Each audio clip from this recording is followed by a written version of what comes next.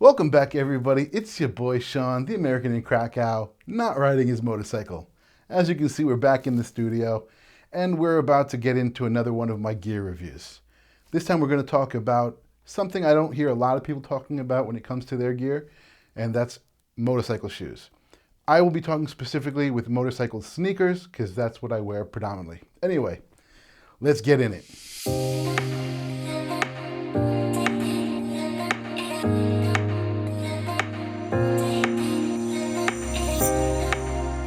So we're talking about motorcycle sneakers today.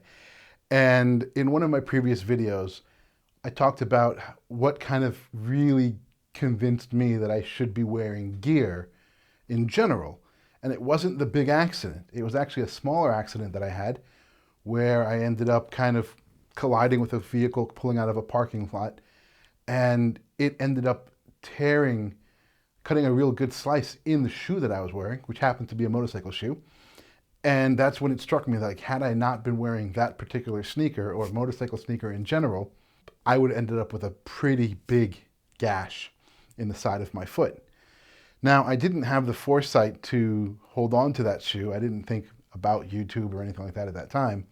And I eventually did get rid of it. But I do have a picture of the car, and I do have a picture of the shoe later that day.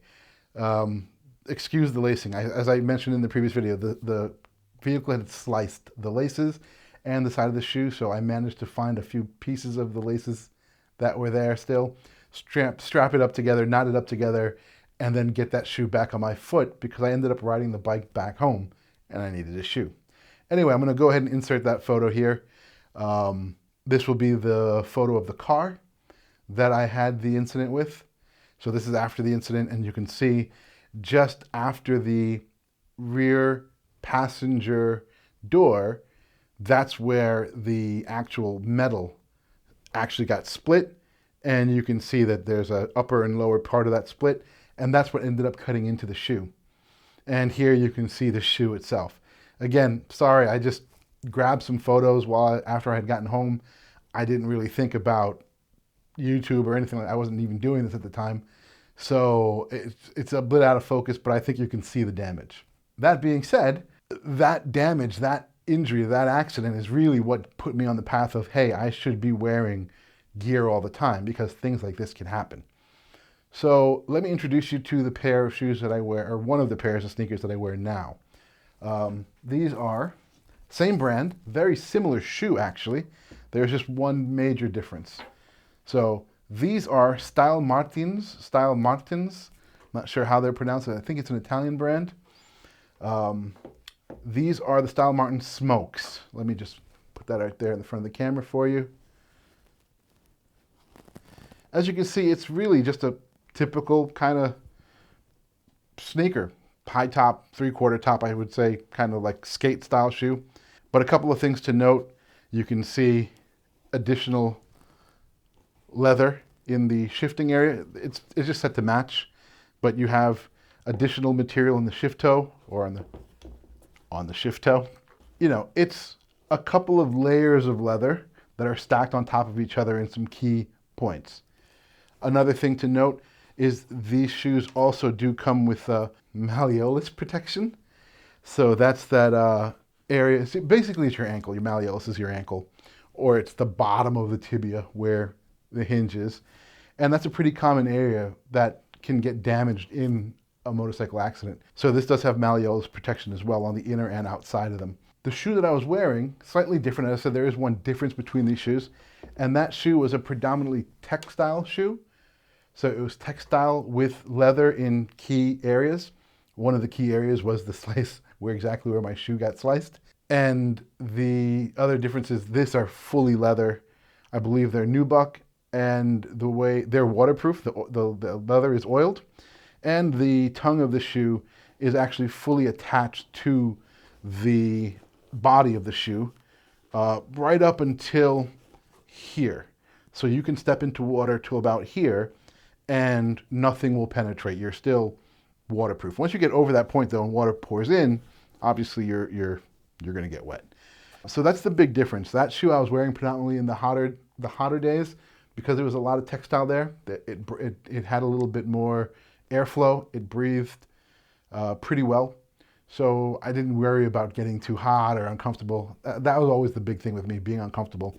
And these are, as they're fully waterproof, they're definitely a bit warmer in the summer months.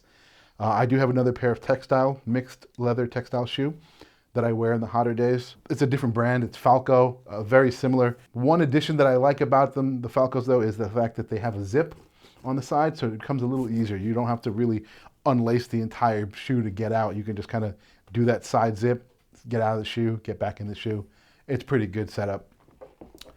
But I really just wanted to talk about these shoes again. And again, the key is they look like regular shoes. They're a little bit stiffer this way, which is a good thing. It's something you kind of want when you're worried about, putting pressure on a peg, working your brakes, working your clutch, or your gear selector, I should say. Having that little additional bit of stiffness helps with all of those things. But it's still flexible enough for you to walk around in all day. I mean, I can wear these and not ride my bike, and I would still be ultimately comfortable, or just as comfortable as any other pair of shoes. No, they're not going to be as comfy as a a pair of like Air Maxes or something like that. That's a different type of shoe, but I wouldn't want to crash in a pair of Air Maxes either. Another thing I forgot to mention about these shoes are, as with almost all motorcycle shoes, I believe, they come with a non-slip grip sole. Why is this important? Anybody who's ridden, you know why it's important. For anybody who's thinking about getting into it or just starting, at the end of the day, when you ultimately come to a stop, it's your own feet that are holding that bike up, right? The bike doesn't balance on its own. You've got to put at least one foot down, if not both. And there's all kinds of things on the surface. Oil, antifreeze, fuel, even if you're at a gas station. All kinds of things can be on, if it's wet, if you're standing on one of the white lines or in the crosswalk. Anything that will get you an additional bit of grip when you're putting your foot down is something you should be thinking about. These anti-slip, very similar to like construction or mechanics boots.